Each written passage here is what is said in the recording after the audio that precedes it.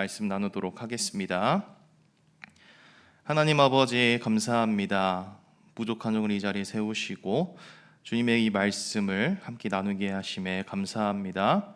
주님 성령으로 충만하게 다스려 주셔서 주님의 말씀이 그대로 선포되어지게 하시고 우리 모두가 이 말씀을 통하여서 우리 삶 가운데에서 우리의 영적 전쟁 가운데에서 승리하는 삶을 살아갈 수 있도록 붙들어 주시옵소서. 예수 그리스도의 이름으로 기도드립니다. 아멘. 할렐루야. 날이 참 더우시죠? 네. 많이 덥네요. 저 이 자리에 있는데도 좀 덥네요. 조명 때문인가? 네. 다들 잘 지내셨나요? 네. 폭염으로 밖에 다니는 것이 참으로 어려운 날씨입니다. 차를 타고 다니거나 아니면 아예 나가지 않고 집에서 에어컨 틀고 올림픽 아직 하잖아요. 올림픽 보는 것이 참 좋은 방법인 것 같습니다. 올림픽을 보게 되면 우리 국가대표 선수들 참으로 자랑스럽습니다. 양궁, 탁구, 사격, 배드민턴, 다들 멋지고 얼마나 속으로 막 응원하면서 막 손에 땀을 이 땀이 엄청 많이 나요. 한일전 볼 때 특히 너무 긴장됐습니다. 이 국가대표라는 자리가 참으로 책임감 있고 사명감이 있는 자리잖아요. 그런데 여러분, 우리도 하나님 나라의 국가대표로 부름받았다는 사실을 혹시 알고 계시나요? 하나님께서는 우리를 선택하셔서 하나님 나라의 백성 삼아주시고 우리를 지금 각자의 자리, 지금 현재의 자리로 보내셨습니다. 우리는 하나님 나라의 국가대표입니다. 그런데 이 하나님 나라의 백성, 국가대표로 살아갈 때 참 많은 어려움이 있습니다. 영적 전쟁이 정말 많죠.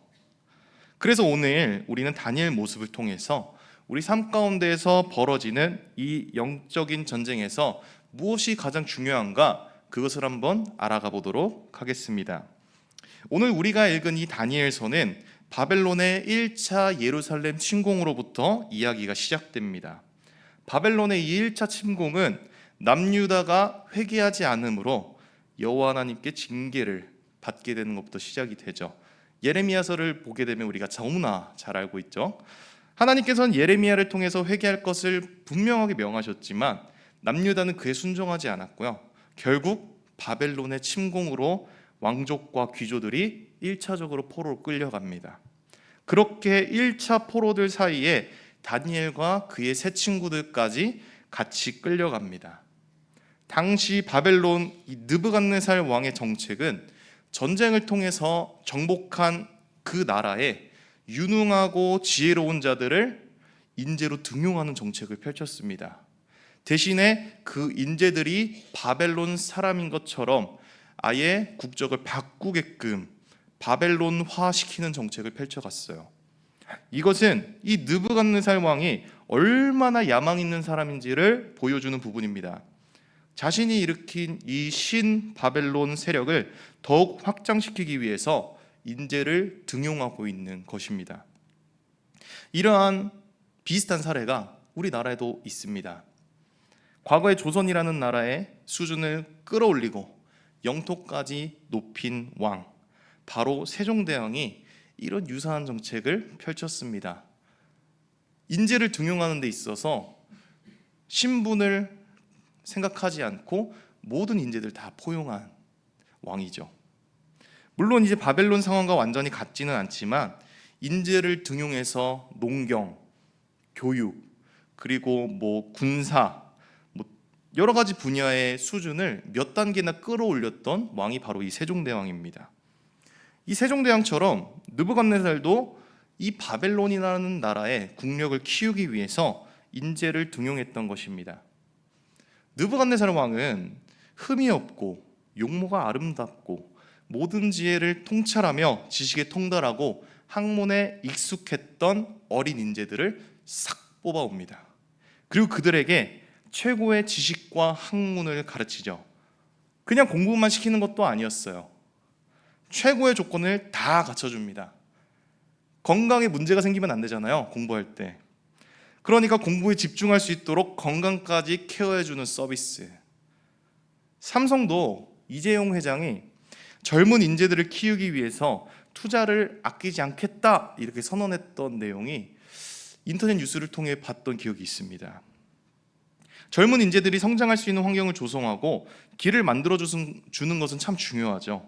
그리고 실질적으로 많은 젊은 인재들이 모여드는 곳은 자신의 역량을 개발할 수 있는 곳을 찾아다니는 이 청년들의 그러한 심리를 참 잘 생각하고 있는 것 같습니다. 그리고 실제적으로 청년들도 자기를 개발할 수 있는 그곳에 찾아다니고 쫓아다니고 있죠. 고물가 경기 침체로 인해서 위기감을 느낀 이 청년들이 스스로의 경쟁력을 올리기 위해서 자기 개발에 힘을 쏟고 있는 것이죠. 만약에 요즘 청년들이 이러한 모든 조건을 다 갖춰주고 자기 개발에 힘쓸 수 있게 해준다면 오 감사합니다 하면서 다 그 회사로 몰릴 겁니다. 그런데 지금 이 느부갓네살 왕은 자신의 국민들도 아니에요. 포로들에게 이런 엄청난 혜택을 주고 있는 것이죠. 물론 그냥 주지 않습니다. 3년 동안 잠재력이 있는 어린 인재들에게만 허락된 혜택입니다. 그리고 중간중간 점검을 해요. 혜택을 이어갈지 안 이어갈지 평가도 합니다. 그리고 이름도 바벨론의 이름으로 바꿔버립니다. 그래도 엄청 좋은 조건입니다.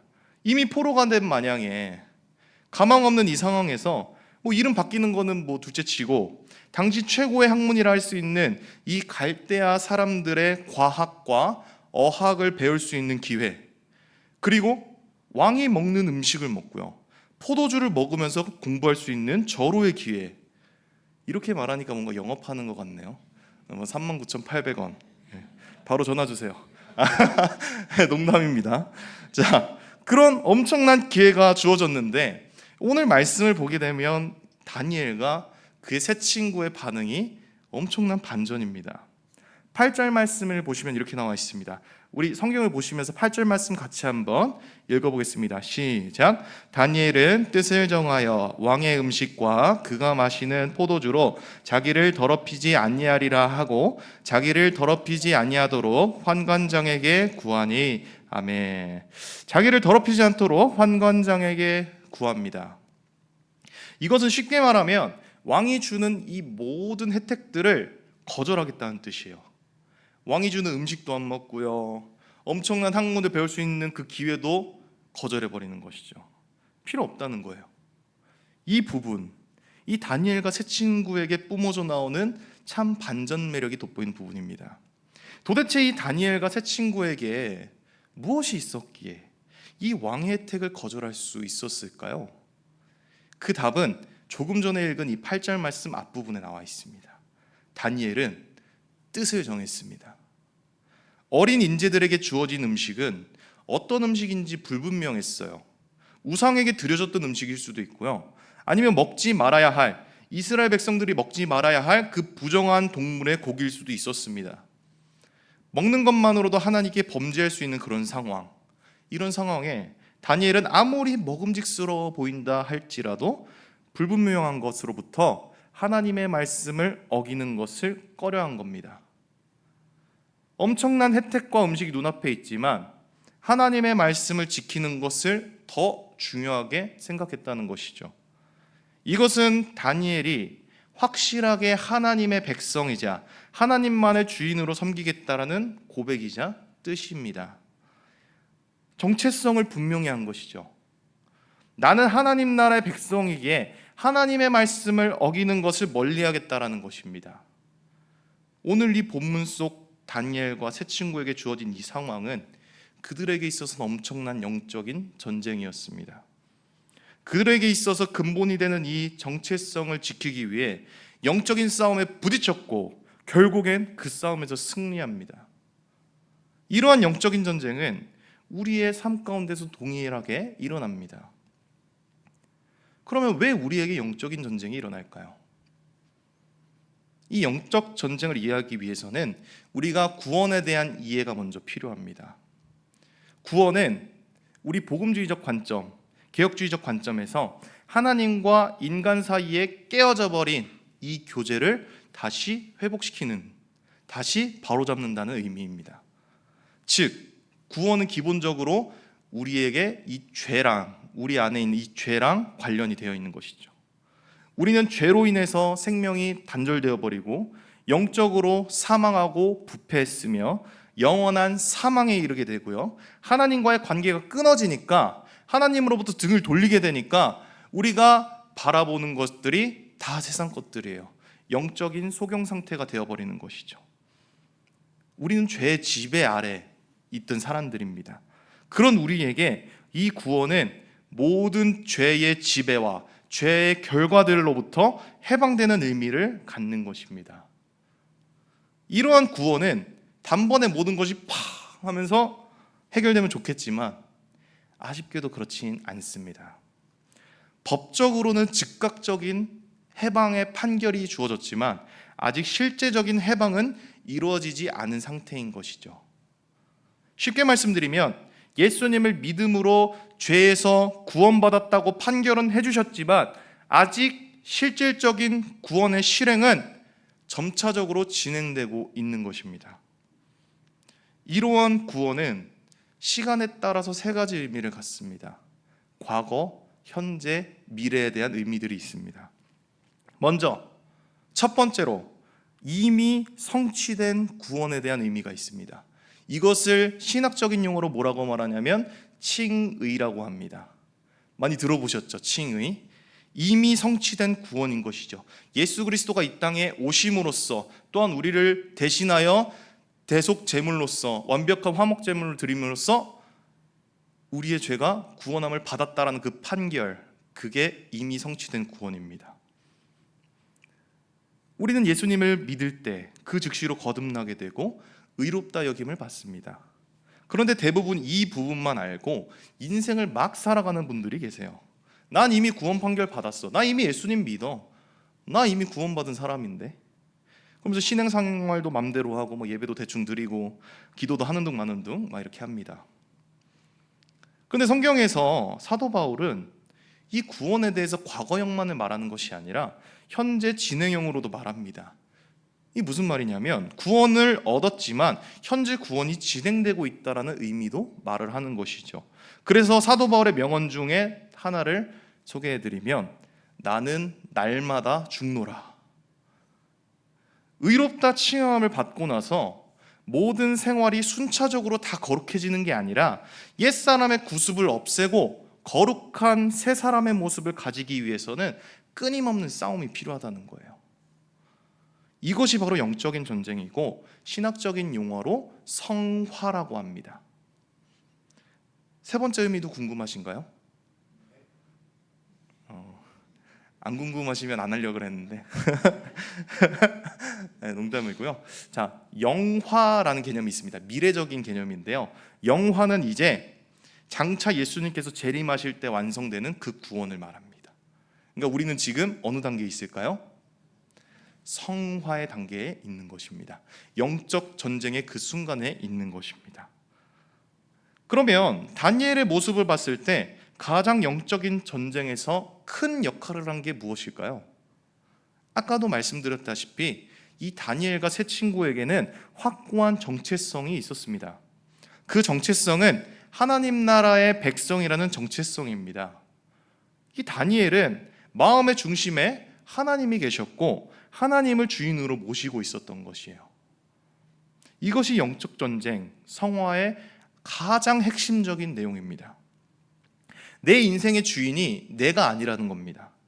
내 인생의 주인이 내가 아니라 하나님이신 것을 인정하는 것, 그리고 결정적으로 나 자신을 부인하는 것, 이것이 하나님 높이는 것, 이 성화의 핵심인 것이죠.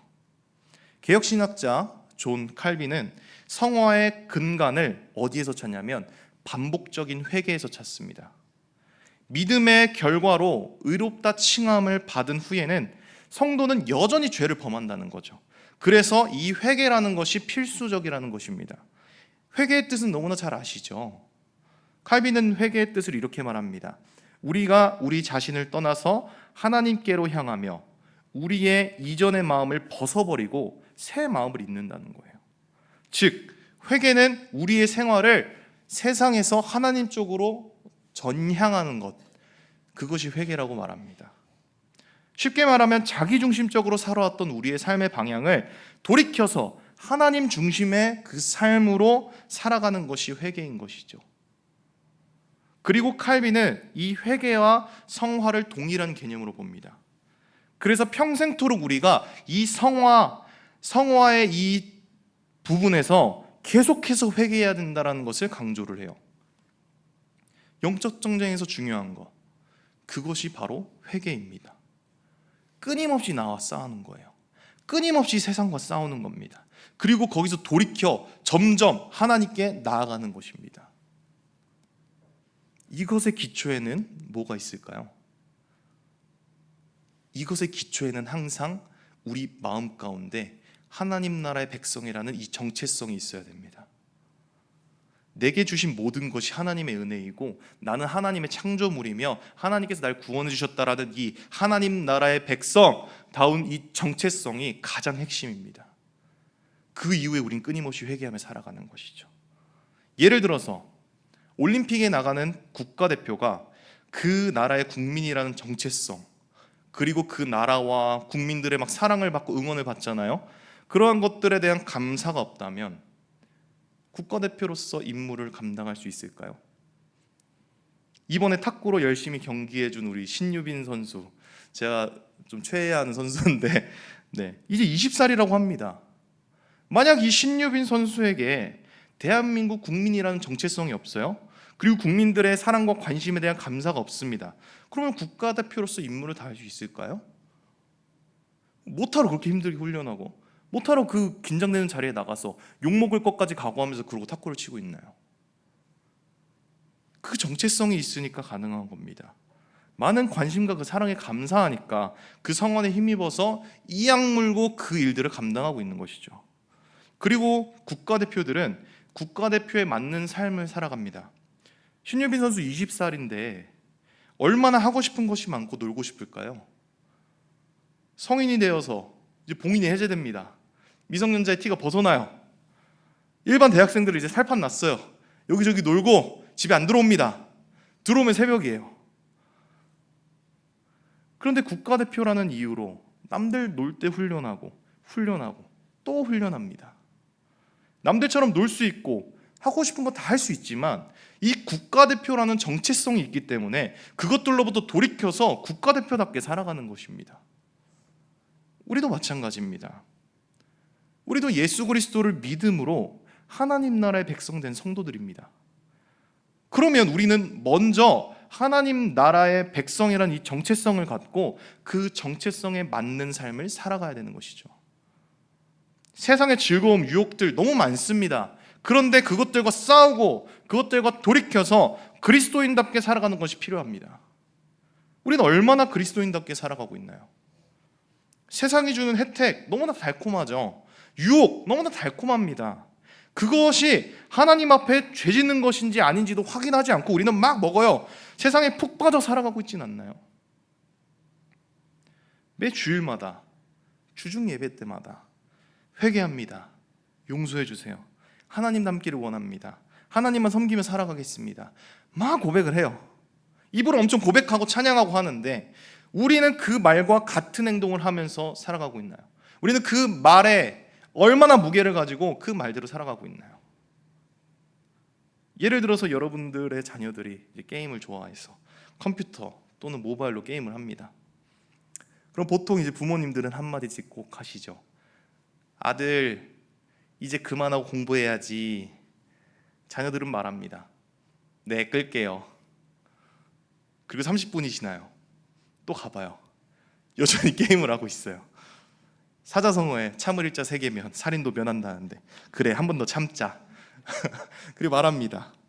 아까 끈다고 했는데 아직 안 껐네? 얼른 끄고 공부해. 그러면 또 자녀가 대답합니다. 네, 알겠어요. 그리고 또 30분이 지납니다. 가보니까 아직도 하고 있어요. 와, 이제 분노가 차오릅니다. 그리고 외칩니다. 왜 말 안 하고 말만 엄청 하고 왜 안 끄는 거야? 빨리 끄고 공부해! 막 흥분된 상태로 이야기합니다. 그런데 여러분, 우리도 이와 같은 모습이지 않나요? 회개합니다라는 말은 엄청 많이 해요. 근데 실질적으로 우리의 삶은 회개한 삶인가요? 그리고 우리는 이 삶에서 진정으로 회개하는 삶을 살아가고 있나요? 우리는 정말 이 영적인 전쟁에서 싸우고 부딪히고 있나요? 만약 그렇지 않다면 우리에겐 정말 믿음이 있나요? 우리는 정말 주님을 사랑하면서 살아가고 있나요? 정말 주님을 사랑한다면 영적인 전쟁을 하겠죠. 그게 하나님께서 원하시는 거니까. 정말 믿음이 있다면 하나님의 영광을 위해서, 하나님의 기쁨이 되기 위해서 죄악과 세상과 싸우고 부딪히고 살아가겠죠. 진정으로 회개하고 그 회개한 삶을 살아가겠죠. 우리의 삶을 점검해 봤을 때 우리는 어떤 삶을 살아가고 있나요? 그리고 회개하는 삶을 살아간다면 지금 나에게 있어서 거절하고 돌이켜야 할 것은 무엇인가요? 내 정체성, 하나님 나라의 백성이라는 정체성을 위협하는 바로 그것은 무엇인가요? 우리 다 함께 찬양하시고 이것을 붙들면서 우리 같이 기도하도록 하겠습니다. 찬송가 359장 찬양하시고 우리 다 같이 기도의 자리로 나아갑니다.